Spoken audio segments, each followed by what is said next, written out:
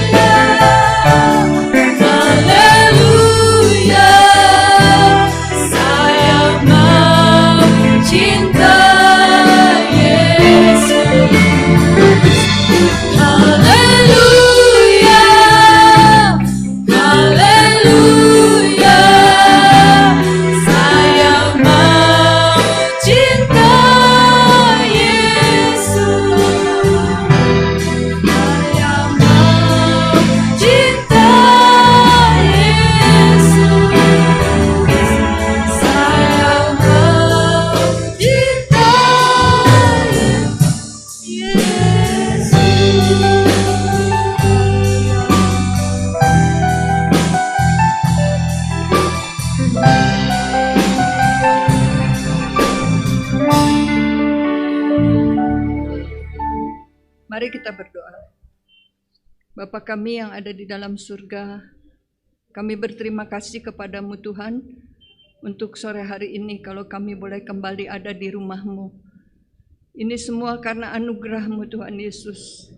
Dan kami yang ada pada sore hari ini juga Tuhan Yesus, kami rindu Tuhan menyatakan bahwa kami mengasihi Engkau Tuhan lebih dari segala yang ada di dunia ini. Terima kasih Tuhan Yesus, terima kasih buat kasih-Mu juga kepada kami Tuhan. Kalau sebentar kami memuji, membesarkan nama-Mu, biarlah kami naikkan itu semua dari hati kami ya Tuhan dengan sesungguh-sungguhnya. Bahwa benar-benar kami mengasihi Engkau. Urapi kami semua ya Tuhan Yesus, baik yang memimpin, baik saudara-saudara kami, baik jemaat kami yang hadir Tuhan. Engkau memberkati dengan sukacita-Mu, supaya puji-pujian kami ya Tuhan Yesus boleh merubah segala suasana yang kami bawa dari rumah Tuhan. Yang susah Engkau hiburkan Tuhan Yesus, yang terikat Engkau lepaskan Tuhan, segala beban Engkau berikan keringanan Tuhan. Terima kasih Tuhan karena kami percaya bahwa Engkau hadir di dalam puji-pujian kami. Terima kasih Bapa. Sekali lagi kami serahkan ini semua di dalam tangan-Mu. Di dalam nama Tuhan Yesus Kristus kami berdoa dan mengucap syukur. Haleluya. Amin. Selamat sore, Tuhan memberkati. Selamat berbakti. Saudara-saudara, saya ingin sampaikan sedikit. Jadi jangan lupa untuk saudara selalu memakai masker. Dan kalau di antara kita ada yang rasa kurang enak badannya, karena di sini pakai AC, saudara bisa ikuti di bawah. Kalau yang batuk, yang flu, tolong kita saling menjaga. Terima kasih, Tuhan memberkati. Silakan duduk saudara. Puji Tuhan, tema kita bulan ini adalah mengasihi Yesus. Biarlah lewat puji-pujian kita mau semakin lebih lagi mengasihi Tuhan Yesus. Mari saudara kita naikkan pujian Yesus pokok dan kita caranya.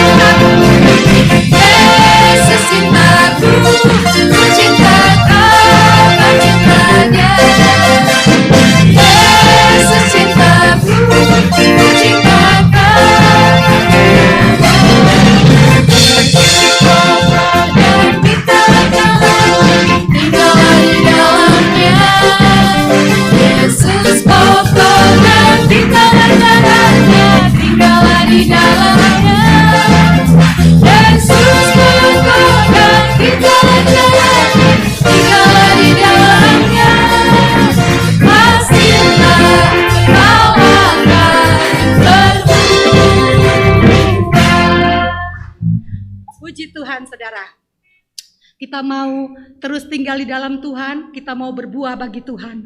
Mari saudara kita bangkit berdiri, kita naikkan pujian, Ku Jatuh Cinta Padanya.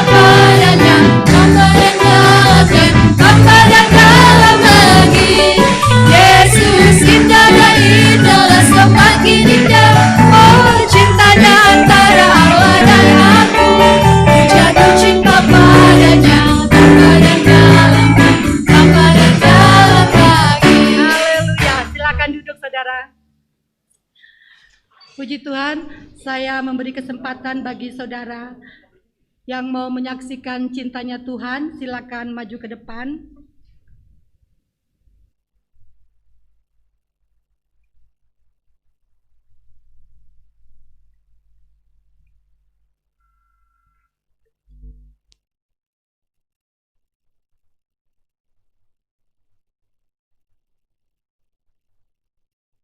Selamat sore, selamat berjumpa kembali di dalam nama Tuhan Yesus. Tuhan Yesus Kristus, pada sore ini saya ingin menyaksikan bagaimana Tuhan mengasihi saya. Saya mulai sakit itu bulan September ya. sampai sekarang saya cuci darah. Saya udah dari Habib ke Cimacan, harus pasang alat lagi di sini, sama di sini saya ke Cibinong Medica Center sana di Bogor. Itu bengkak muka saya, kaki tangan saya karena saya ada jantung. Ke Santosa lagi saya, rumah sakit Santosa saya langsung dirawat. Waktu itu sempat dirawat di Santosa, tuh saya sempat juga di Hasan Sadikin, sempat juga saya nginep cuci darah sekali di Hasan Sadikin karena pas waktunya saya cuci darah. Tapi puji Tuhan, saya dulu selalu bawa kursi roda, bawa tabung oksigen karena saya nggak kuat jalan sedikit aja sudah ngos-ngosan. Jadi napas kaki lemas, napas saya sesak. Tapi puji Tuhan, tambah hari, tambah dikuatkan. Saya bisa, puji Tuhan saya bisa naik tadi datang ke ini. Karena ada kerinduan saya untuk memuji Tuhan, untuk menyaksikan cinta kasih Tuhan terhadap saya selama hampir 10 bulan saya sakit. Tuhan begitu baik, selalu menopang saya. Saya di Cimacan itu juga dicuci darah. Saya sudah penuh penyerahan dengan Tuhan, saya sudah pasrah. Tapi Tuhan begitu baik, tambah hari saya tambah biar kekuatan. Tadi saya nggak kuat, masuk ruangan juga saya pakai kursi roda. Tapi ya saya dikasih semangat juga sama anak, sama para ibu lari katanya. Saya bisa jalan tuh, ya senang mereka. Oh, ibu ada kemajuan, puji Tuhan, semua berkat Tuhan. Terima kasih saya juga pada bapak-bapak ibu-ibu di sini yang mendoakan, selalu mendukung saya percaya tiap pagi mendoakan saya, saudara-saudara sekalian. Maka saya dapat sembuh, dapat berbakti lagi ke sini. Terima kasih Tuhan. Saya boleh hadir di sini, ingin menyaksikan cinta kasih Tuhan. Saya ingin memuji nama Tuhan karena Tuhan begitu mengasihi saya.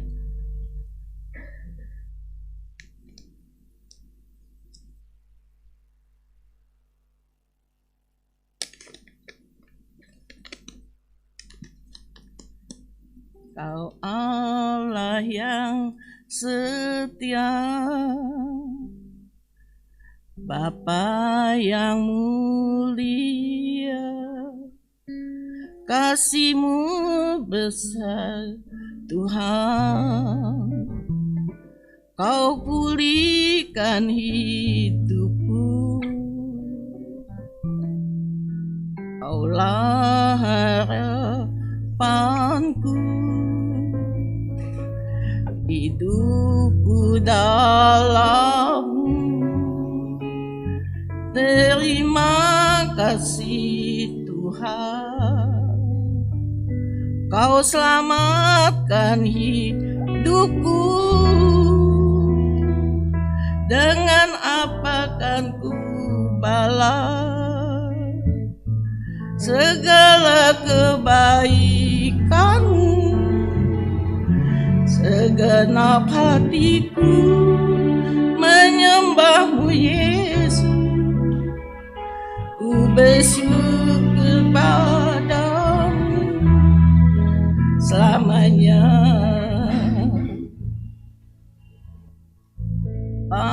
Harapanku, hidupku dalam-Mu. Terima kasih Tuhan, Kau selamatkan hidupku. Dengan apa kan ku balas segala kebaikan-Mu? Segenap hatiku menyembah-Mu Yesus, ku bersyukur padamu selamanya. Dengan apa kan ku balas segala kebaikan-Mu? Segenap hatiku menyembah-Mu Yesus, bersyukur padamu selamanya. Dengan apa kan ku balas segala kebaikanmu? Segenap hatiku menyembahmu Yesus, ku bersyukur padamu selamanya. Terima Haleluya. kasih.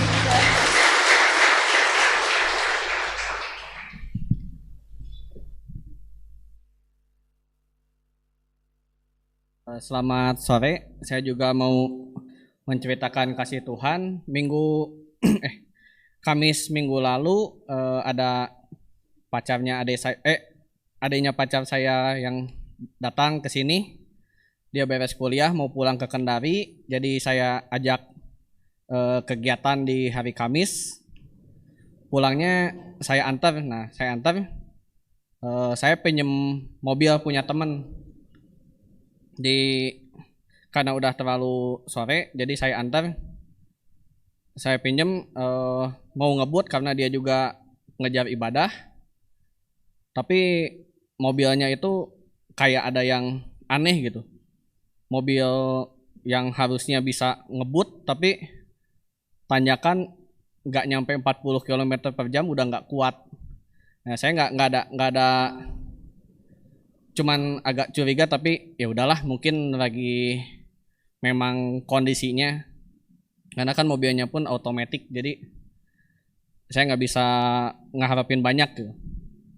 Nah, pas jalan pulang saya juga karena udah capek dari subuh, dari jam 2 saya udah mulai kegiatan.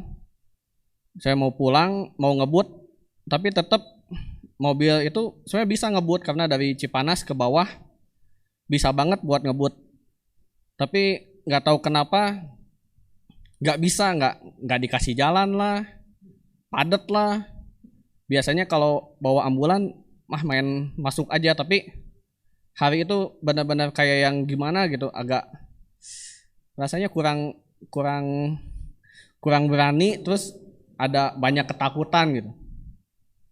Begitu nyampe deket warung batu, tiba-tiba ada bunyi truk. Wah, mobilnya langsung, karena saya kaget, saya kepinggirin. Saya coba lihat, udah parkir.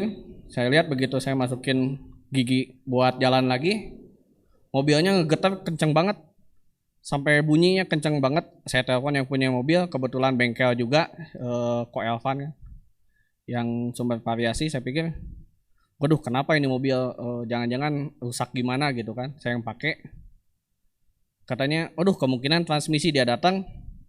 Saya pikir, wah, harus ngegantiin nih.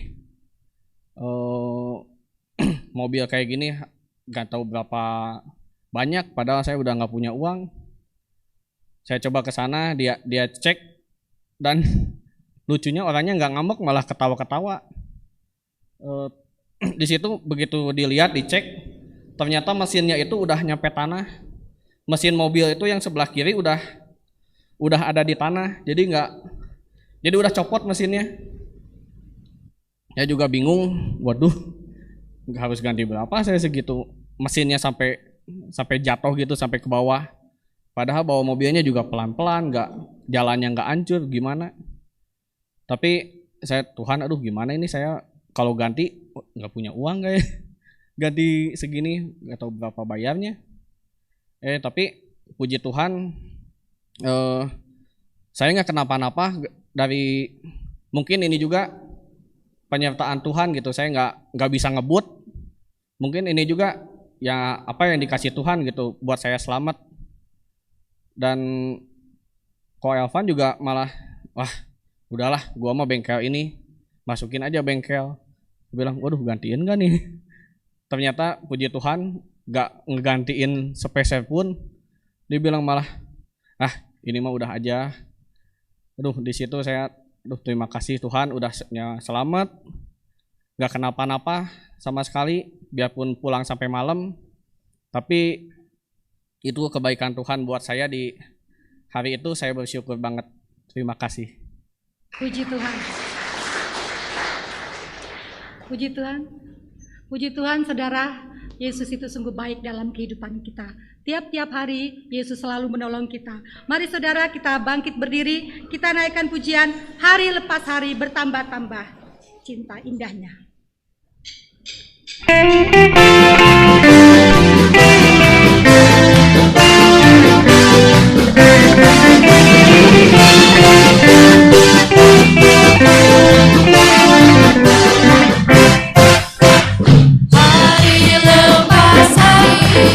Bertambah-tambah indahnya hari lepas hari, aku cinta padanya.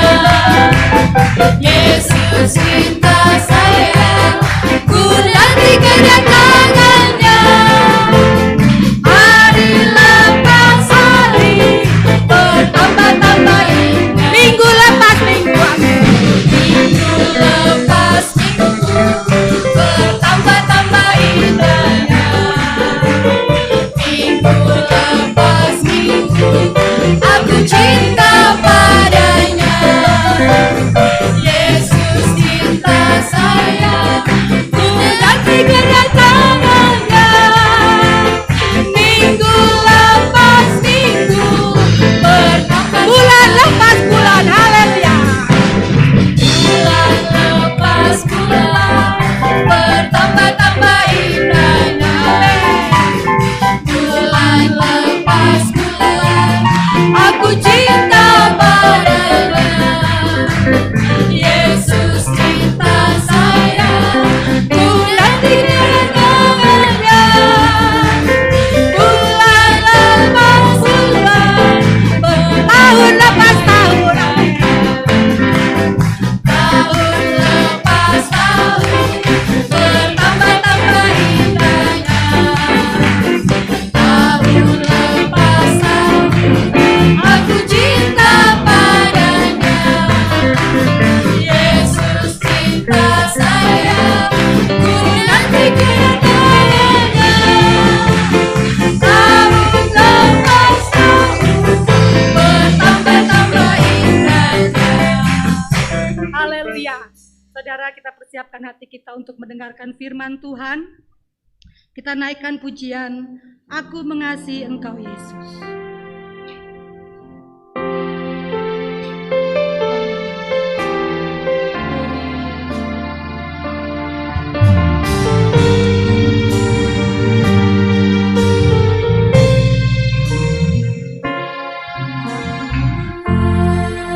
Mengasihi Engkau Yesus dengan segenap hatiku.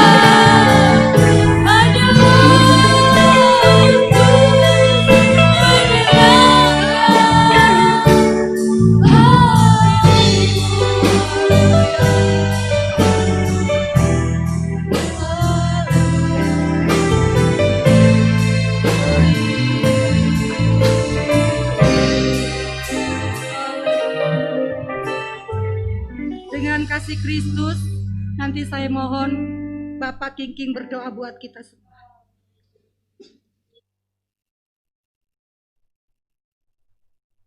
Mari kita berdoa. Kami bersyukur kepadamu Tuhan, kalau kami boleh memuji, memuliakan Engkau Tuhan. Dan kami yakin pujian kami menyenangkan hatimu.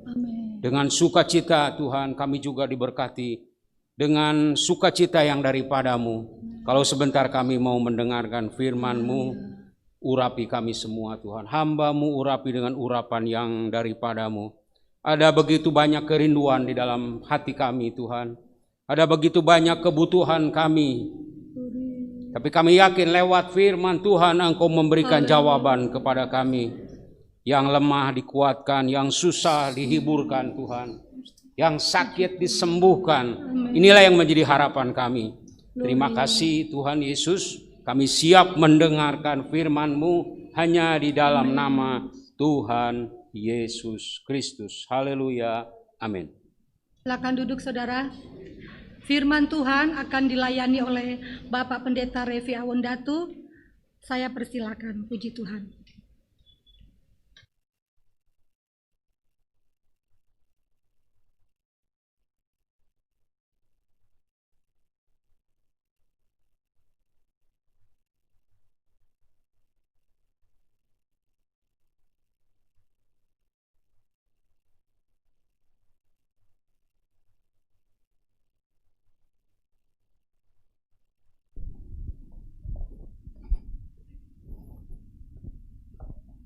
Tes.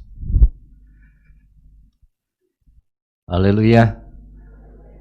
Selamat sore saudara, selamat berjumpa kembali dalam kasih kita Tuhan Yesus Kristus.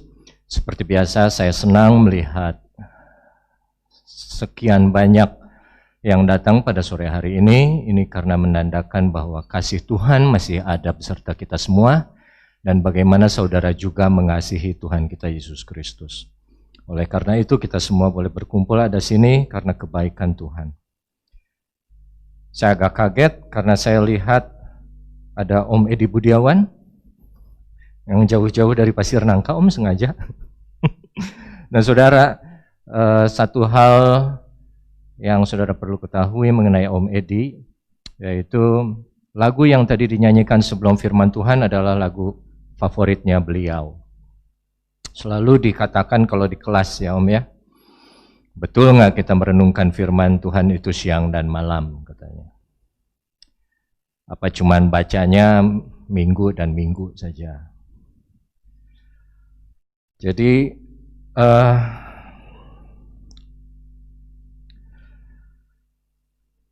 seperti yang Ibu Gembala sampaikan di awal, saudara, bahwa jangan lupa pakai masker, apalagi kita dalam ruangan yang tertutup. Dan mulai tanggal, kalau nggak salah tanggal 27 ya, akan dikenakan denda ya kepada yang tidak memakai masker. Dan ada 4 pengecualian ya yang tidak memakai masker dan tidak didenda. Salah satunya saya yang menyampaikan khotbah atau pidato, itu nomor 1. Betul. Yang lain kan yang olahraga atau yang makan, dan satu lagi saya lupa. Baik saudara,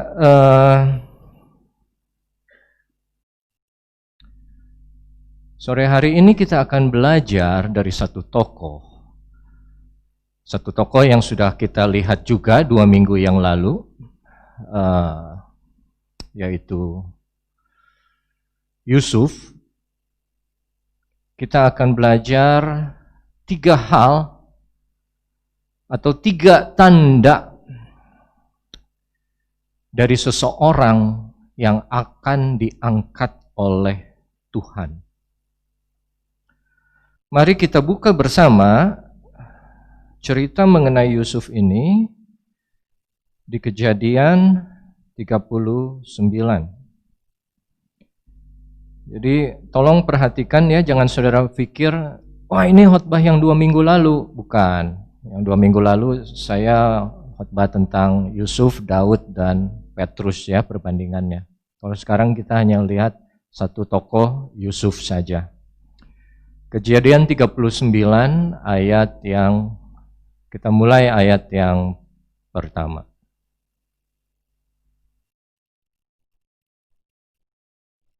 Adapun Yusuf telah dibawa ke Mesir dan Potifar, seorang Mesir, pegawai istana Firaun, kepala pengawal raja, membeli dia dari tangan orang Ismail yang telah membawa dia ke situ.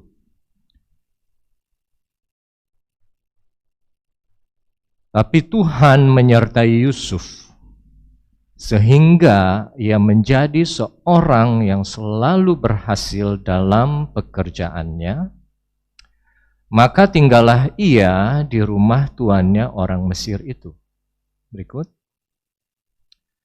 Setelah dilihat oleh tuannya bahwa Yusuf disertai Tuhan dan bahwa Tuhan membuat berhasil segala sesuatu yang dikerjakannya,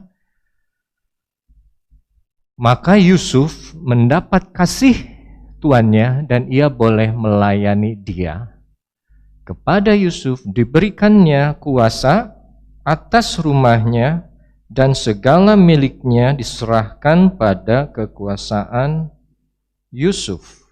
Ayat 5, sejak ia atau Potifar memberikan kuasa dalam rumahnya dan atas segala miliknya kepada Yusuf, Tuhan memberkati rumah orang Mesir itu karena Yusuf, sehingga berkat Tuhan atas segala miliknya, baik yang di rumah maupun yang di ladang. Ya, sampai di situ dulu. Saudara tentunya masih tahu cerita mengenai Yusuf, ya, anak kesayangan Yakub. Dia dapat mimpi, dia ceritakan mimpinya. Ayahnya nggak suka, tapi ayahnya diam saja. Tapi saudara-saudara atau kakaknya jadi benci sama dia. Pendek cerita, satu saat Yusuf dikirim oleh bapaknya untuk menyusul kakak-kakaknya, dan saat dia tiba, ada orang yang bilang, kakaknya bilang, mari kita bunuh dia. Tapi Ruben bilang, jangan, kita lempar saja ke satu sumur yang kosong. Akhirnya ya Yusuf dilempar ke sumur yang kosong itu. Mereka makan. Tahu-tahu ada yang namanya Yehuda, saudara yang lain, dia bilang, mari kita jual ke orang Ismail. Dan akhirnya dijual ke orang Ismail. Dan orang Ismail bawa sampai ke Mesir, lalu tibalah ayat yang pertama dari Fatsal 39 yang tadi kita baca. Yusuf dibeli oleh Potifar. Potifar adalah kepala pengawal raja. Kalau sekarang itu sama dengan komandan pasukan pengaman presiden, yang pangkatnya mayor jenderal. Satu posisi yang disegani, satu jabatan yang membuat Potifar dekat dengan Firaun sebagai kepala pengawal raja. Dan tentunya sebagai kepala pengawal raja, dia tidak bisa jauh dari raja. Pasti saya percaya rumahnya ada di kompleks istana. Disitulah Yusuf dibawa. Dan setelah Yusuf dibawa, dia dipekerjakan. Ya, dia dipekerjakan. Langsung kita baca coba dari ayat 2 yang tadi ya. Tetapi Tuhan menyertai Yusuf. Saudara, penyertaan Tuhan kepada Yusuf ini spesial. Kenapa? Kata-kata mengenai Tuhan menyertai titik-titik atau Yusuf yang kita baca saat ini, itu adalah kalimat pertama dalam Alkitab yang kita baca. Sebelum 39 ayat 2, tidak ada lagi kata-kata yang berkata Tuhan menyertai Abraham misalnya. Tuhan menyertai Ishak, tidak. Tuhan menyertai Yakub, tidak. Kalimat persis seperti itu tidak ada. Tapi kalau kalimat aku akan menyertai kamu, Tuhan bilang kepada Ishak dan Yakub, ada. Tapi spesialnya Yusuf, walaupun namanya tidak termasuk dalam satu perjanjian antara Tuhan dengan Abraham, Ishak dan Yakub, tapi dia mendapat keistimewaan untuk memiliki satu penyertaan Tuhan. Penyertaan Tuhan yang tanpa diminta. Penyertaan Tuhan yang datang karena anugerah Tuhan semata. Di mana Tuhan mau memberi kepada siapa dia berkenan, dia tidak mau memberi kepada siapa dia tidak berkenan. Dan apa yang kita belajar pertama, saat ada penyertaan Tuhan kepada Yusuf, ayat kedua selanjutnya, sehingga ia menjadi berhasil, sehingga ia menjadi seorang yang selalu berhasil dalam pekerjaannya.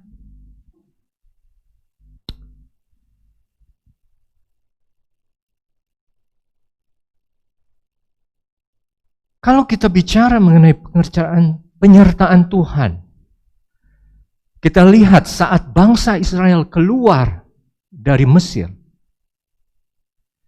dipimpin oleh Roh Tuhan dalam bentuk tiang awan dan tiang api. Awan siang, api waktu malam. Itu penyertaan Tuhan. Itu pimpinan Tuhan, tuntunan Tuhan terhadap bangsa Israel setelah keluar dari Mesir untuk menuju tanah Kanaan, tanah perjanjian.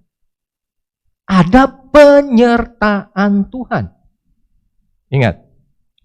Tapi saudara tahu juga berapa banyak orang Israel yang keluar dari Mesir yang bisa masuk ke tanah Kanaan? Berapa? 2. Hanya Yosua dan Kaleb. Loh, kan ada penyertaan Tuhan. Betul, ada penyertaan Tuhan. Kenapa hanya 2 yang bisa masuk dan menikmati tanah perjanjian Kanaan itu?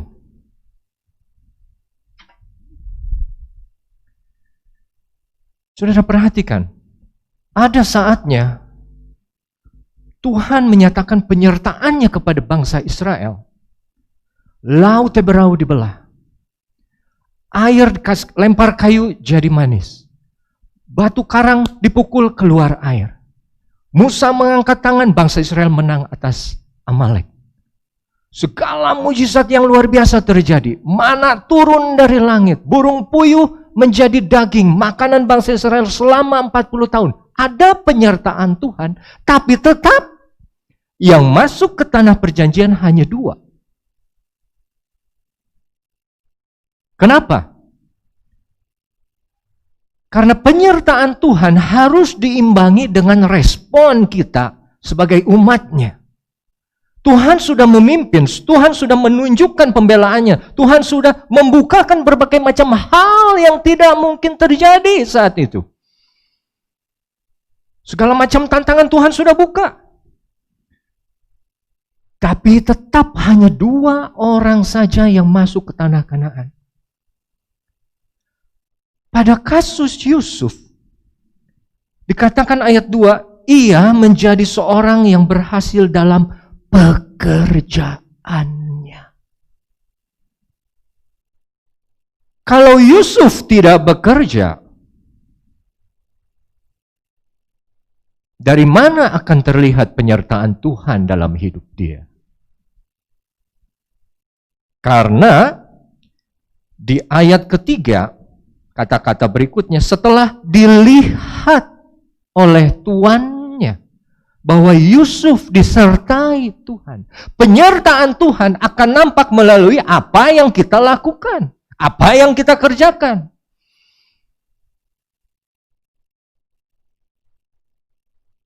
Dan soal bekerja, saudara, soal bekerja, ini Yusuf pasti orangnya rajin. Saya percaya dia orangnya rajin. Tuhan sendiri bilang, Adam dan Hawa ditempatkan di dalam Taman Eden untuk apa? Untuk mengusahakan taman itu, untuk bekerja. Allah sendiri dalam Kejadian pasal 2 tertulis, dia pun berhenti dalam pekerjaannya dalam penciptaan. Dalam 2 Tesalonika 3 kita baca, orang yang tidak mau bekerja jangan makan. Yesus berkata, makananku ialah melakukan kehendak Bapakku dan menyelesaikan pekerjaannya. Yesus orang yang rajin. Dia menyelesaikan pekerjaan yang ditugaskan oleh Bapaknya. Amsal 6 ayat 6 berkata apa? Pergilah kepada semut, belajarlah dari lakunya, dan jadilah bijaksana. Orang yang rajin itu diinginkan oleh Tuhan. Karena karakter rajin, karakter bekerja itu adalah Tuhan itu sendiri. Dan dinyatakan pada saat penciptaan. Yusuf bekerja. Tapi Tuhan memang yang membuat segala sesuatunya berhasil dalam pekerjaannya itu. Kita lanjut lagi, ayat keempat. Maka Yusuf mendapat kasih tuannya dan ia boleh apa? Melayani. Setelah bekerja, Yusuf pun melayani. Apa bekerja dan melayani bedanya? Kita bekerja untuk mendapatkan sesuatu, upah atau uang. Tapi kita melayani karena kita sudah mendapatkan sesuatu, yaitu keselamatan oleh anugerah Bapa kita. Yesus pun berkata, anak manusia datang bukan untuk dilayani, melainkan untuk melayani. Malah memberikan nyawanya untuk menjadi tebusan. Saudara, karakter Yusuf yang saya suka di sini, walaupun dia dijual ke satu tempat yang asing, yang dia tidak pernah tahu sebelumnya, tapi itu tidak membuat dia menjadi pribadi yang berubah.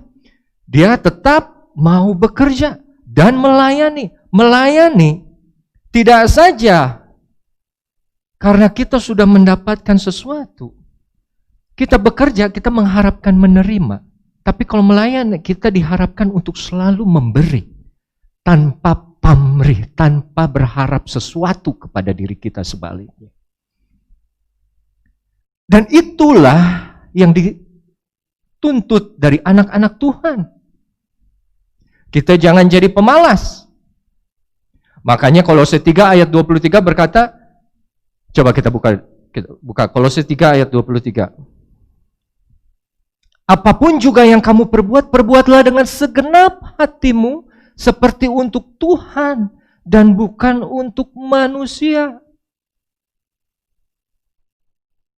Pengkhotbah 9 ayat 10.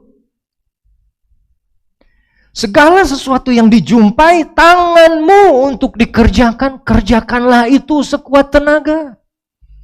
Karena tak ada pekerjaan, pertimbangan pengetahuan dan hikmat dalam dunia orang mati.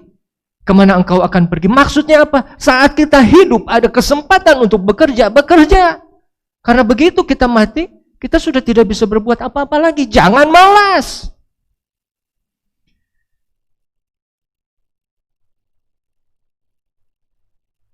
Saya senang dengan pengerja di Kapten Musa. Yang ada 3 pengerja lelaki. Itu rajinnya beda-beda itu. Ada satu dari jam habis doa jam 5:30 dia langsung pel, garasi, lap mobil karena selalu ada kotoran dari apa namanya? Dari codot. Ada juga satu yang saya turun jam 10:30 malam ke bawah ambil air, tahu-tahu dia jalan dari garasi mau ke belakang. Mestinya dia jaga malam di situ, terus saya bilang, "Mau ngapain kamu ke belakang?" Sambil bawa handphone ya, ada headsetnya. Sambil bawa gelas. "Mau ngapain kamu?" Saya pikir dia jawab, "Mau bikin kopi atau minum susu gitu." "Mau beresin sampah di belakang, Kak." 10:30 malam mau beresin sampah. "Iya, Kak." Bawa handphone, Iya Kak, buat dengerin lagu katanya. Nah kan kita tidak boleh suuzon ya, katanya kan, berprasangka buruk. Ya udah aja saya anggap terima dia benar kan. Kalau bohong ya urusannya sama Tuhan. Ada pengerja yang satunya lagi rajin, saking rajinnya dia mengerjakan hal-hal yang kita tidak suruh malah ya. Dia bikin keluar kandang burung ke depan gitu, pindahin. Ini mau diapain di depan? Buat dibuang katanya. Tapi udah seminggu lebih tetap ada di situ. Jadi rajin, mau bekerja adalah hal yang dituntut oleh Tuhan, tapi tidak saja berhenti di situ. Tingkat selanjutnya dari kerja adalah melayani. Dan itu yang kita lihat dari Yusuf. Dia mau melayani. Melayani adalah hubungan antara hamba dengan tuannya. Melayani kenapa? Hamba mau melayani karena dia sudah merasa dibebaskan, dibeli dari satu posisi yang terikat, dibeli harganya oleh satu tuannya, dan dia menjadi milik tuannya. Oleh karena itu dia kembalikan semua hidupnya untuk melayani tuannya. Makanya ayat keempat selanjutnya, setelah Yusuf mendapat kasih tuannya dan ia boleh melayani dia, kepada Yusuf diberikan oleh Potifar kuasa atas rumahnya. Dan segala miliknya diserahkannya pada kekuasaan Yusuf. Banyak orang zaman sekarang mau kuasanya, mau milik hartanya dipercayakan kepada dia, tapi tidak mau kerja atau melayani. Mereka hanya mau jalan pintas. Yusuf, kita belajar bahwa dia satu pribadi yang mau bekerja. Dan saudara, saat kita bekerja, di situ akan nampak penyertaan Tuhan. Kenapa? Karena Tuhan membuat kita berhasil dalam segala sesuatu yang kita kerjakan. Kalau kita diam, mau dilihat dari mana penyertaan Tuhan? Yusuf nampak ada penyertaan Tuhan karena dia bekerja. Dan semua pekerjaannya dibuat Tuhan berhasil. Dan dia melayani. Setelah dia melayani, dia diangkat, diberi kuasa oleh tuannya. Jadi tanda pertama orang yang akan diangkat oleh Tuhan adalah orang itu mau bekerja dan mau melayani. Saudara sudah bekerja, bagus. Tinggal saudara belajar melayani pekerjaan Tuhan. Yang belum melayani, belajar melayani. Yang sudah melayani, jaga tetap melayani. Tingkatkan lebih baik. Jangan seperti yang Ibu Gembala bilang, sudah melayani terus minta izin. Saya mau libur dulu ya, permisi. 1 bulan, 2 bulan, 3 bulan. Gede kepala. Kalau Tuhan ngomong, oke, kalau gitu juga saya mau libur dulu. Saya angkat kasih anugerahku atas kehidupan kamu 2 atau 3 bulan. Mau apa? Tapi ya Tuhan kita tetap setia sih. Jadi hal yang pertama kita belajar dari Yusuf adalah dia seorang yang selalu berhasil dalam pekerjaannya. Dan dia melayani, maka diberikannya kuasa oleh tuannya. Saudara, kalau kita baca di Mazmur 75, coba buka Mazmur 75 ya.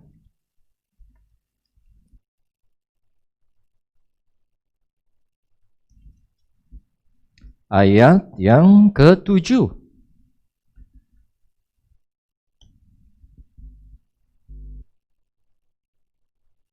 Sebab bukan dari timur atau dari barat, dan bukan dari padang gurun datangnya peninggian itu. Ayat berikutnya. Tapi Allah adalah hakim, direndahkannya yang satu dan ditinggikannya yang lain. Amin. Tuhan suka orang yang bekerja. Saat Tuhan Yesus panggil murid-muridnya di awalnya, saat mereka sedang menjala ikan. Saat Daud dipanggil mau diurapi jadi raja, dia sedang menggembalkan kambing domba. Saat Musa dipanggil oleh Tuhan, dia sedang menggembalakan kambing domba. Saat Elia menemukan penggantinya yang ditunjuk oleh Tuhan, Elisa sedang membajak. Semua orang yang dipakai oleh Tuhan dalam Alkitab, firman Tuhan, adalah orang-orang yang rajin, yang mau bekerja. Malas bekerja, terus pengen dipakai Tuhan. Kasih contohnya di Alkitab kepada saya. Nggak ada. Mendiang Bapak Gembala bisa jadi di posisi yang seperti sekarang itu bukan begitu saja. Dia orang yang rajin, saudara. Orang yang selalu belajar. Baca. Saudara mau naik posisi, mau naik dipromosikan, mau naik ke level yang lebih tinggi, bekerja dan melayani. Itu satu karakter pertama dari Yusuf yang kita belajar. Yang kedua sekarang kita lihat.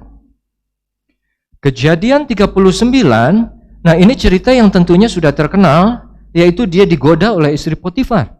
Ayat ke-7, 39 ayat ke-7. Selang beberapa waktu istri tuannya memandang Yusuf dengan birahi lalu katanya, marilah tidur dengan aku. Tapi Yusuf menolak dan berkata pada istri tuannya itu, dengan bantuan tuanku itu tidak lagi mengatur apa yang ada di rumah ini, dan ia telah menyerahkan segala miliknya pada kekuasaanku. Bahkan di rumah ini ia tidak lebih besar kuasanya daripadaku, dan tiada yang tidak diserahkannya kepadaku selain daripada engkau, sebab engkau istrinya. Kalimat berikutnya, catat, bagaimanakah mungkin aku melakukan kejahatan yang besar ini dan berbuat dosa, dalam terjemahan bahasa Inggris, melawan Allah. Ayat 10. Walaupun dari hari ke hari perempuan itu membujuk Yusuf, Yusuf tidak mendengarkan bujukannya itu untuk tidur di sisinya dan bersetubuh dengan dia. Sehingga ayat 11, pada satu hari masuklah Yusuf dalam rumah untuk melakukan pekerjaannya. Catat di sini, sedang dari seisi rumah itu seorang pun tidak ada di rumah. Ayat 12, perempuan itu memegang baju Yusuf sambil berkata, mari tidur dengan aku. Tapi Yusuf meninggalkan bajunya di tangan perempuan itu dan lari keluar. Nah, kita belajar ini sudah sering. Yusuf digoda istri Potifar. Yusuf menolak dengan ucapan, godaan itu datang setiap hari. Yusuf tetap menolak. Sampai akhirnya saat rumah kosong, hanya ada dua orang, istri Potifar dengan Yusuf, digoda lagi Yusuf dengan cara yang lebih agresif, ditarik bajunya. Saudara, saudara tahu kenapa kalau orang mau melakukan kejahatan atau melakukan dosa selalu ada di ruangan yang tertutup atau tidak ingin ada orang lain yang melihat? Makanya banyak orang kalau mau menerima suap dari satu pihak, mereka tidak akan pilih satu tempat yang ramai. Selalu pilih satu tempat yang tersembunyi atau yang tidak terlihat oleh orang lain. Kenapa? Karena ada perasaan malu. Dikasih kalau di depan umum nolak, jaim. Tapi kalau dikasihnya dalam satu ruangan tertutup, diambil, dikantongin. Dan mungkin ini yang istri Potifar lihat. Oh, mungkin Yusuf kalau banyak orang dia tidak mau. Dia tolak aku karena dia harus jaga image, dan dia juga mungkin takut kalau ada orang yang lihat akan lapor ke suaminya. Ini suaminya kepala pengawal raja, saudara. Tentara yang sangat terlatih dan mungkin paling terlatih. Jadi dia coba lagi untuk yang kedua kalinya saat tidak ada orang di rumah. Satu kondisi yang tidak ada orang yang melihat. Tapi yang luar biasa dari Yusuf adalah dia menolak saat banyak orang, dia tetap menolak walaupun tidak ada orang.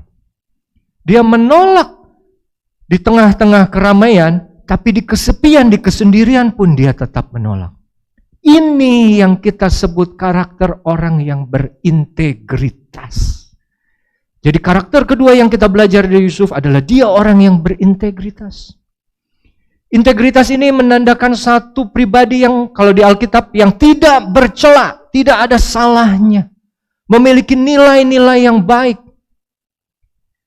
Kalau integritas di bahasa orang dunia adalah orang yang mau jujur dan memegang prinsip.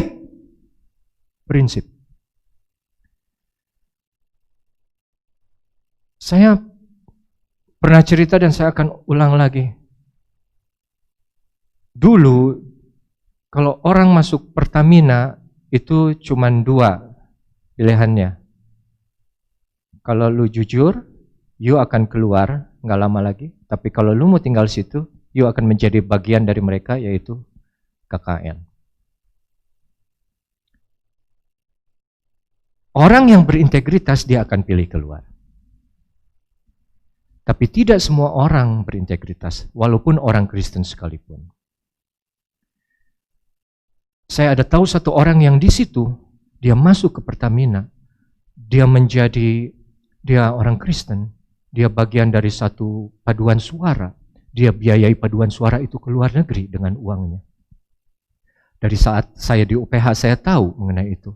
Sampai akhirnya begitu saya sudah di Cianjur, saya baca orang itu diambil oleh KPK karena terjebak oleh korupsi. Saudara, orang yang berintegritas akan melakukan kebenaran dimanapun. Dia melakukan kebenaran bukan karena ingin dilihat manusia. Dia tahu yang dia senangkan itu adalah Allah, Tuhan. Dan Tuhan maha melihat dimanapun. Kalau saudara hanya melakukan kebenaran, kebaikan hanya untuk dipuji oleh manusia, tidak ada bedanya dengan orang dunia. Dan kalau saudara melakukan kejahatan, takut melakukan kejahatan karena ada orang yang tahu. Takut melakukan kejahatan karena ada orang yang melihat. Itu bukan ciri-ciri orang Kristen. Bukan ciri-ciri orang yang sudah mengenal Tuhan. Orang yang mengenal Tuhan seperti Yusuf di sini berintegritas. Dia menolak saat di tengah banyak orang yang melihat, walaupun di kesendirian hanya 2 orang saja, dia tetap menolak. Dulu berkata A, sekarang A, besok pun saya akan tetap A. Dulu aku percaya Yesus, sekarang aku percaya Yesus, sampai mati pun aku tetap percaya Yesus. Banyak orang tidak berintegritas belakangan. Tidak mengenal siapapun, mau jemaat, mau hamba Tuhan, mau pendeta. Integritas tidak mengenal jabatan atau posisi. Karena integritas berkaitan dengan hati kita kepada Tuhan langsung. Kalau kita takut kepada Tuhan, dan apa yang kita lakukan hanya untuk menyenangkan hati Tuhan, apa yang tidak kita lakukan karena kita takut Tuhan marah sama kita. Yusuf sendiri berkata bahwa bagaimana mungkin aku berbuat dosa melawan Allah.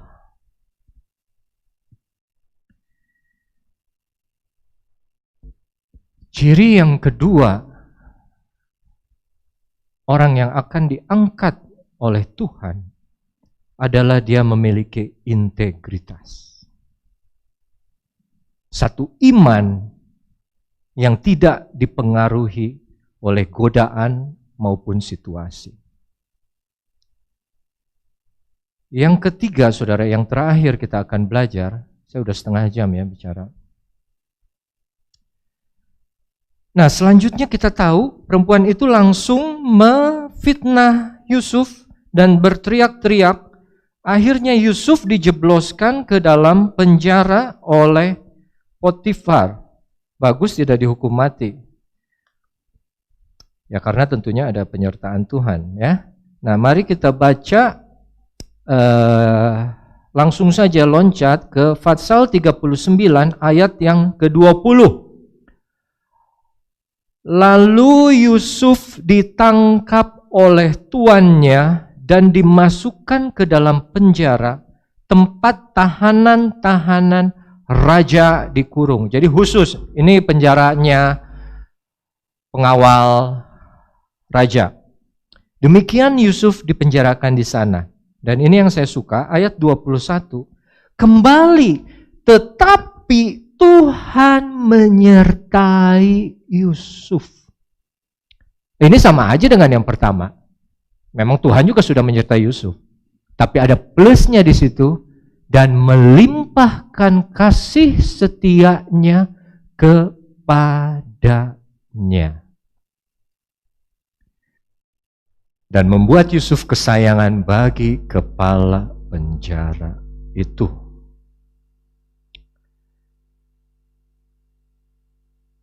Saya jadi Oke, kita baca terus dulu ayat 23. Sebab itu kepala penjara mempercayakan, kok berulang ya? Ini tadi kepala pengawal raja, sekarang kepala penjara mempercayakan semua tahanan dalam penjara itu kepada Yusuf dan segala pekerjaan yang harus dilakukan di situ, dialah yang mengurusnya. Kembali Yusuf dipercayakan untuk mengerjakan hal-hal yang ada di dalam penjara oleh si kepala penjara. Dan ayat berikutnya, kepala penjara tidak mencampuri segala yang dipercayakannya kepada Yusuf. Karena apa? Karena Tuhan menyertai dia, dan apa yang dikerjakannya lagi dibuat Tuhan berhasil. Lagi-lagi Tuhan akan membuat kita berhasil atas apa yang kita kerjakan. Kalau kita tidak pernah mengerjakan sesuatu, jangan terus kita bingung dan aneh, mana penyertaan Tuhan atas hidup saya? Loh, kamu kerja nggak? Ada yang kamu lakukan nggak dalam hidup kamu? Dan membuatnya berhasil.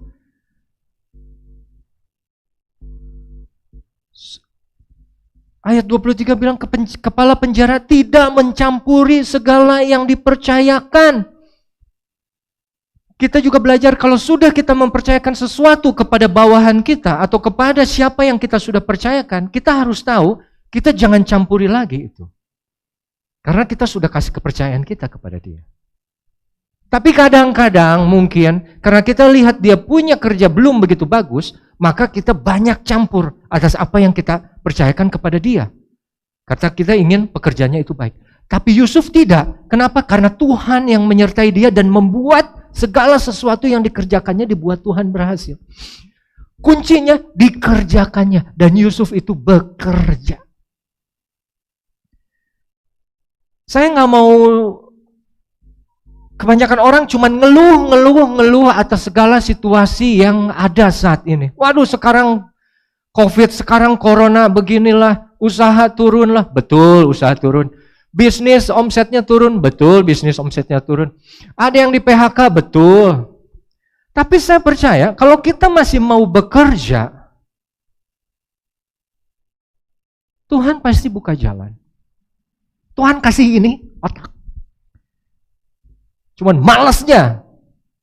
Yang bisa apa? Cuma nyalahin keadaan atas apa yang terjadi sama hidup kita. Lihat waktu Yusuf dilempar ke penjara. Tidak tercatat dia bersungut-sungut. Tidak tercatat dia sedih. Tidak tercatat dia marah. Dia tetap bekerja atas apa yang dipercayakannya kepada dia. Mau dia ada di tempat yang tinggi, atau dia mau ada di tempat yang di bawah penjara, yang gelap konotasinya. Dia tetap bekerja. Dan itu karakter ketiga yang kita belajar dari Yusuf adalah konsisten dengan apa yang dia kerjakan. Apa yang sudah dipekerjakan, apa yang sudah dipercayakan. Tidak terpengaruh oleh keadaan, tidak dipengaruhi oleh di mana aku berada. Mau aku di rumah kepala pengawal raja, atau aku di penjara dalam tahanan sekalipun, aku mau tetap bekerja. Kalau itu memang Tuhan sudah percayakan kepadaku. Dan itulah yang banyak orang gagal. Kenapa? Tentu senang waktu kita kerja di tempat yang bagus, di rumah kepala pengawal raja. Tapi begitu kita di penjara, kita ada dalam satu situasi, bukan karena perbuatan kita. kita melakukan satu kebenaran, malah kita ada dalam posisi itu. Banyak orang jadi kecewa, putus asa, pahit, dan diam mengutuk Allah. Itu tidak ada dalam kamusnya Yusuf. Dalam kamusnya Yusuf dia tetap konsisten. Dan yang saya suka, setelah 3 hal dari Yusuf yang kita belajar, tanda pertama dari orang yang akan diangkat oleh Tuhan adalah dia suka bekerja dan melayani. Tanda kedua orang yang akan diangkat oleh Tuhan adalah dia orang yang berintegritas terhadap Tuhan. Dia mengerjakan apa yang Tuhan suka, bukan untuk dilihat manusia. Dan dia tidak mengerjakan apa yang Tuhan benci, bukan juga karena takut dilihat oleh manusia. Tapi selalu Tuhan yang menjadi tolak ukurnya. Dan yang ketiga, dia konsisten. Mau di rumah kepala pengawal raja, maupun sudah di dalam penjara, dia tetap bekerja. Nah, itu 3 hal. Tapi saya kasih bonus satu lagi ya. Mari kita buka Fatsal 40. Ini cerita Yusuf sudah ada di dalam penjara. Jadi Fatsal 40 ini terjadi karena ada juru minuman dan juru roti itu yang membuat kesalahan terhadap Raja Mesir ya. Terus rajanya marah, dimasukin ke penjara. Penjaranya penjara yang sama. Penjara pasukan pengawal raja. Jadi Potifar yang di situ. Coba kita buka dari ayat yang ketiga ya. Kejadian 40 ayat ketiga. Ia menahan mereka dalam rumah kepala pengawal raja, yaitu Potifar. Kalau misalnya Potifarnya belum diganti. Dalam penjara tempat Yusuf dikurung. Ayat 4 perhatikan baik-baik. Kepala pengawal raja Potifar menempatkan Yusuf bersama-sama dengan mereka untuk melayani. Tidak saja Yusuf masih tetap bekerja dalam penjara, tapi dia juga melayani. Dan pelayanan ini khususnya hanya ditujukan kepada satu orang saja, Tuhan. Hanya kepada satu atasan. Dan di sini Yusuf dipercayakan untuk melayani 2 orang, juru minuman dan juru roti. Demikian mereka ditahan beberapa waktu lamanya. Jadi saudara kebayang, Yusuf jadi semacam pelayan yang khusus untuk 2 orang tahanan VIP itu. Kenapa saya sebut VIP? Orang yang dekat dengan raja saat itu hanya 3. Kepala pengawal raja untuk keamanan raja, dan juru minum dan juru roti. Juru minum adalah pembawa gelas raja. Sebelum raja minum apapun, dia harus minum dulu. Untuk memastikan tidak ada racun. Demikian juga juru roti. Jadi ada 3 orang yang dekat dengan Firaun, dekat dengan top leader, pimpinan tertinggi di Firaun, di Mesir saat itu, yang Tuhan percayakan ada di dalam hidupnya Yusuf. Dan tentunya kita tahu, kalau kita melayani 2 orang itu, Yusuf melayani 2 orang itu, tiap hari dia harus datang.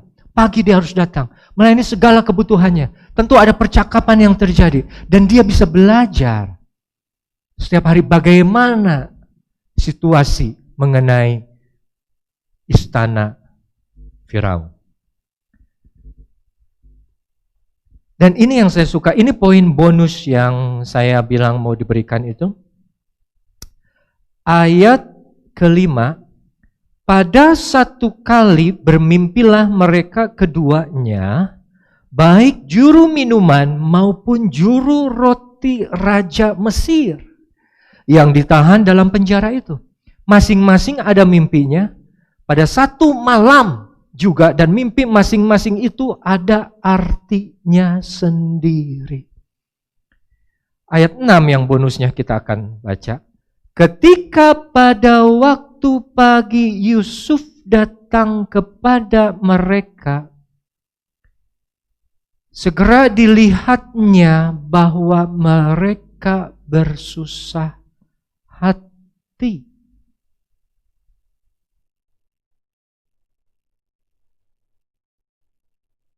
Ayat 7, lalu ia bertanya kepada pegawai-pegawai istana Firaun yang ditahan bersama dengan dia dalam rumah tuannya itu, mengapakah hari ini mukamu semuram itu? Kalau dalam bahasa Inggris, why do you look so sad? Kenapa wajahmu sedih sekali? Saudara, ini satu bagian cerita yang jarang saya dengar dibagikan. Ada satu kepedulian dari Yusuf saat dia melihat. Mungkin kita pikir selama ini itu juru minum juru roti itu yang menceritakan kepada Yusuf, ini aku punya mimpi loh, tolong dong ini gimana ya, sharing, curhat. No. Tapi Yusuf lebih peduli, dia memperhatikan orang-orang yang di sekitarnya. Dia lihat ada kesedihan, dia lihat ada sesuatu yang berbeda. Hari-hari biasanya mereka tidak seperti ini. Kenapa dalam satu hari dua-duanya bisa sedih sekali? Dan ini yang sudah tidak ada, jarang terjadi di masyarakat saat ini. Boro-boro peduli sama orang yang ada di sebelah kita, tetangga kita, kesusahan orang saudara kita. Malah di tengah firman Tuhan saja masih bisa lihat handphone, buka WA. Terus ngomong peduli sama sesama. Kalau dulu saya masih kesel, saudara. Waktu saya khotbah saya lihat ada yang masih buka handphone gitu ya. Atau waktu papa khotbah, saya di belakang saya lihat juga masih ada yang buka handphone. Buka handphonenya bukan Alkitab ya, Facebook atau WhatsApp atau melihat foto apa segala macam. Dulu saya kesel. Begitu saya berdiri di sini saya masih kesel. Lama-lama Tuhan ngomong, nggak usah kesel, Rev. Tugas kamu hanya untuk memberitakan firman saja. Soal mereka mau mendengar, mereka sudah punya kuping kok. Soal mereka mau melakukan atau tidak, mereka sudah punya hati kok. Biar itu urusan aku dengan mereka, kata Tuhan. Itu bukan urusanmu. Jadi sejak saat itu saya sudah bisa melepaskan, ya, urusan saya menabur firman. Urusan saudara mendengar dan melakukan. Kalau mau. Saudara, itu yang saya suka dari Yusuf, bonus yang terakhir itu. Bagaimana dia walaupun dalam posisi yang difitnah, ada dalam penjara, dia tetap peduli terhadap orang lain. Dia tetap tunjukkan belas kasihannya kepada orang lain. Saya mau tutup dengan satu cerita, bukan satu cerita. Satu perikop di Matius 25. Nggak akan kita perlu baca. Di mana kita tahu itu Matius 25 perikop terakhir berbicara mengenai saat anak manusia datang dengan segala kemuliaannya beserta malaikatnya, dia akan duduk di atas tahta kemuliaannya. Dan dia akan mengumpulkan segala bangsa. Bukan orang-orang yang percaya kepada Yesus saja, segala bangsa. Dan dia akan memisahkan mereka seperti domba dan kambing. Yang domba ke sebelah kanan, yang kambing ke sebelah kiri. Dan raja itu akan berkata kepada yang sebelah kanan itu, mari nikmatilah berkat-Mu, kerajaan yang sudah disediakan dan ditentukan sebelum dunia dijadikan. Kenapa? Karena engkau memberi aku minum saat aku haus, kata Yesus. Engkau memberi aku makan saat aku lapar. Engkau memberi aku baju ketika aku telanjang. Engkau menerima aku ketika orang asing. Engkau melawat aku ketika aku sakit. Engkau mengunjungi aku ketika aku dalam penjara. Dan orang-orang itu bertanya, kapan kami melakukan seperti itu, Tuhan?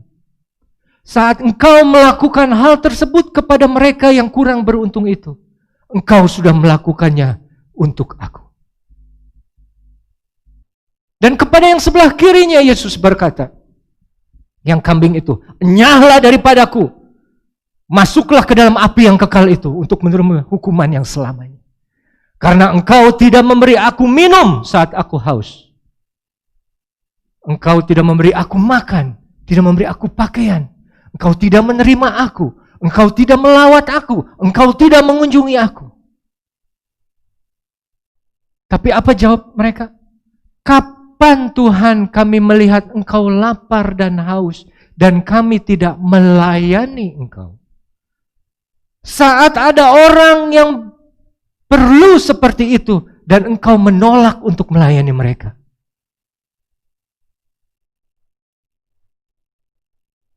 Saya undang pemain musik maju ke depan. Sore hari ini pilihannya ada kepada saudara. Apa saudara mau masuk ke dalam bagian yang domba atau masuk ke dalam bagian yang kambing? Apa saudara ingin menikmati hidup yang kekal bersama Tuhan kita Yesus Kristus? Atau masuk ke dalam api neraka yang kekal juga? Firman Tuhan sudah berkata saat ini, semua dari kita selalu menambahkan hal yang baik, hal yang lebih baik, kehidupan yang tinggi, memiliki kuasa, memiliki satu posisi yang dihormati. Tapi maukah kita bayar harganya seperti Yusuf? Yusuf dimasukkan ke penjara, bukan karena kesalahan dia, tapi dia dituduh, dia difitnah. Tapi Tuhan kita Yesus Kristus, yang walaupun dalam rupa Allah, tidak menganggap kesetaraannya itu sebagai milik yang harus dipertahankan, melainkan mengosongkan dirinya,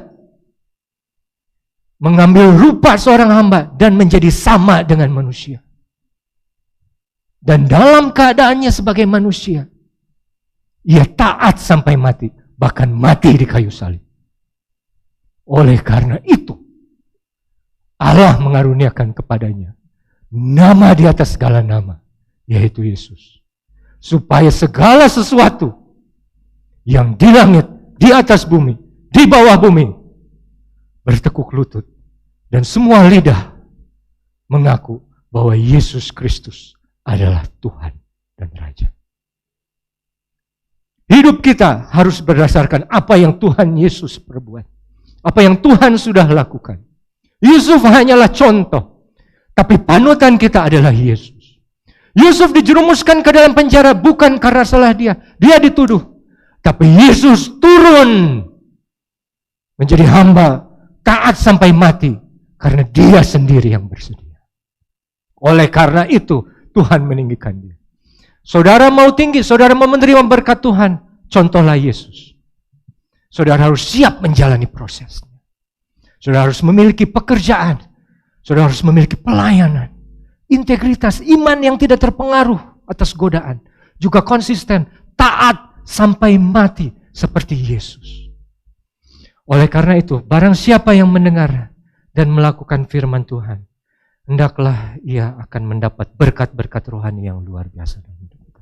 Saya undang saudara kita bangkit, berdiri semua, kita akan nyanyikan lagu Kasih Yesus, kasih Yesus indah dalam.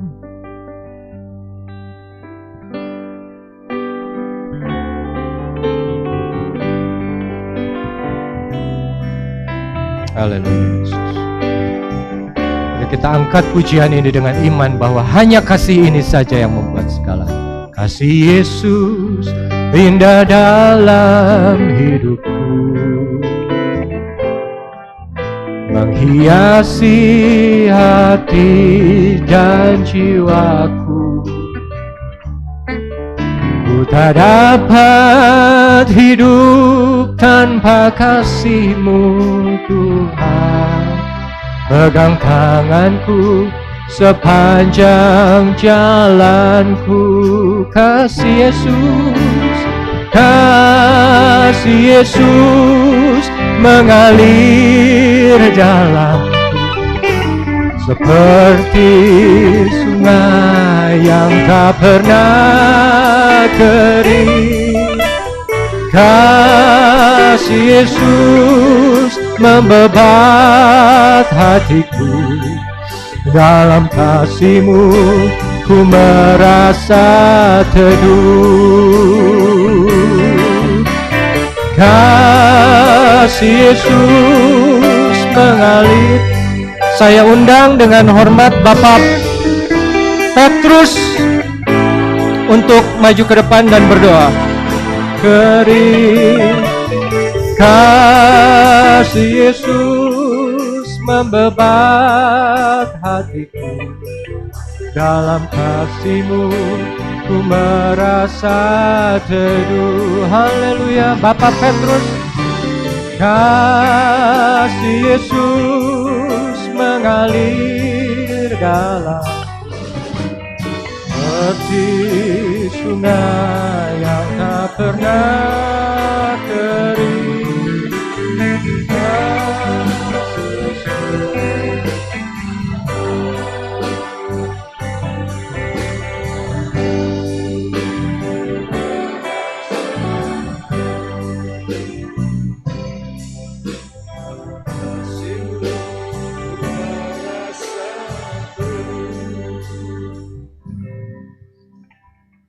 Segala puji syukur hanya bagi Engkau ya Tuhan. Segala puji hanya bagi Engkau ya Allah. Terima kasih Tuhan, karena Engkau yang mengasihi kami. Engkau yang sudah mengingatkan kami melalui kebenaran firman-Mu pada sore hari ini. Tuhan, terima kasih Engkau yang mengingatkan, karena Engkau yang mengasihi kami begitu rupa. Agar kami boleh berhasil di dalam segala pekerjaan, untuk mendatangkan kemuliaan bagi nama Tuhan. Ajar kami Tuhan untuk mendengar dan melakukan setiap kebenaran firman-Mu yang sudah kami dengar melalui contoh yang ditunjukkan oleh Yusuf hamba-Mu. Biarlah kami belajar terlebih kepada Engkau ya Tuhan. Engkau sendiri yang sudah menjadi menurunkan hamba turun ke dalam dunia untuk melayani, menyatakan kasih-Mu yang begitu besar bagi kami. Ajar kami untuk melihat Engkau yang menjadi panutan kami sesungguhnya ya Tuhan Yesus. Hingga kami belajar kepada Engkau untuk mengasihi, memperdulikan orang lain. Untuk mau bekerja sehingga Engkau menyatakan kemuliaan-Mu melalui pekerjaan yang kami kerjakan. Apa yang kami kerjakan Engkau yang menjadikan berhasil. Bukan karena kekuatan kami, melainkan karena Engkau ya Tuhan yang menyertai kami senantiasa. Ajar kami senantiasa untuk merendahkan diri di hadapan Tuhan, memiliki hati yang rendah hati Tuhan, sehingga Engkau berkenan kepada kehidupan kami, hingga kami boleh mendatangkan kemuliaan bagi nama Tuhan, boleh menjadi saksi bagi Tuhan di hadapan sekalian orang. Terima kasih Bapa, terima kasih untuk kebenaran firman-Mu, terima kasih Tuhan. Kiranya Engkau yang senantiasa memakai hamba-Mu, khususnya Bapak Pendeta Revi Tuhan. Kami berdoa untuk hamba-Mu ini. Kiranya senantiasa kasih karunia-Mu juga dibukakan, dilimpahkan bagi pelayanan kehidupannya Tuhan. Engkau pakai bukan saja untuk di tempat ini menjadi saluran berkat, menjadi nafiri Tuhan di akhir zaman, melainkan bagi banyak-banyak tempat Tuhan Engkau panggil, Engkau pakai kehidupannya. Sehingga melalui pemberitaan firman Allah yang diberitakan oleh hamba-Mu ini, Tuhan menyatakan kekuasaan-Mu, hingga dia juga boleh menjadi berkat bagi banyak orang. Terima kasih Bapa, terima kasih Tuhan. Terima kasih untuk kebenaran firman-Mu. Terima kasih Bapa.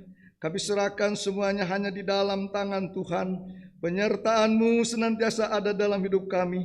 Sebentar kalau kami mempersembahkan syukur kami, sesungguhnya semuanya juga datang daripada Engkau. Kami kembalikan Tuhan dengan penuh sukacita. Jadikan benda yang mati ya Tuhan menjadi pelayanan yang hidup, untuk berupa jiwa-jiwa di tempat ini khususnya. Terima kasih Bapa. Di dalam nama Tuhan Yesus kami alaskan doa ini. Haleluya. Amin.